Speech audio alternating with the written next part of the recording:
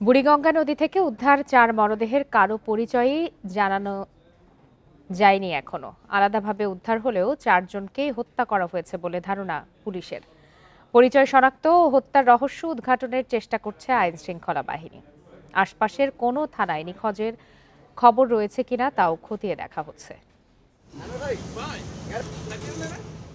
ঘটনাস্থল কেরানীগঞ্জের মীরের বাগ। শনিবার বেলা 11টার দিকে এখানে বুড়িগঙ্গা নদী থেকে এক নারী ও একটি ছেলে শিশুর মরদেহ উদ্ধার করা হয়। রোববার সেখানে স্থানীয়দের সাথে কথা বলে জানা যায় শিশুটির বয়স আনুমানিক 4 থেকে 5 এবং নারীটির 30 বছর। দুজনের গলায় কাপড় পেঁচানো ছিল। এলাকাবাসী কেউই তাদের চেনেন না বলে জানান।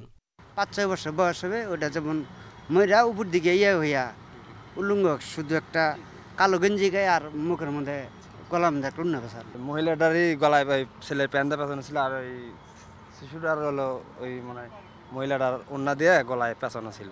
মরদেহ ও অন্যান্য আলামতে প্রাথমিকভাবে পুলিশের ধারণা দুজনকেই হত্যা করা হয়েছে। এই আপনার বোরখার হাতার দিয়ে গলা পেঁচানো ছিল, আর ছেলেটার বাচ্চাটার হচ্ছে ওই একটা ওটা কি বলবো ওড়না দিয়ে পেঁচানো ছিল। এটা নিশ্চিত এটা আমরা হত্যাকাণ্ড হিসেবেই মামলা নিয়েছি। অন্যদিকে একই দিন সন্ধ্যায় উপজেলার কালিন্দী ইউনিয়নে মাদারীপুর ঘাট এলাকা থেকে আরেক নারী ও এক পুরুষের লাশ উদ্ধার করে নৌপুলিশ। তাদের একজনের সঙ্গে আরেকজনের হাত বাঁধা ছিল।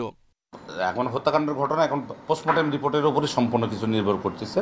এখন পোস্টমর্টেম রিপোর্ট যেটা আসবে তার আলোকেই করব। আমরা ডিএনএ প্রোফাইল করতেছি, তারপরে ওই মহিলাটা ধর্ষিত হয়েছে কিনা বা এই মহিলাটা ধর্ষিত হয়েছে কিনা সেটাও আমরা ময়নাতদন্তের কাছে আমরা ডাক্তার সাহেবদের কাছে আমরা এটা করছি। শিশুসহ এই 4 জনকেই অন্য কোনো জায়গায় হত্যার পর বুড়িগঙ্গায় ফেলে দেওয়া হয়েছে বলে ধারণা পুলিশের। তদন্ত শেষ না হওয়া পর্যন্ত কোনো কিছুই বলা যায় না। Khaled Raihan, independent news, Dhaka.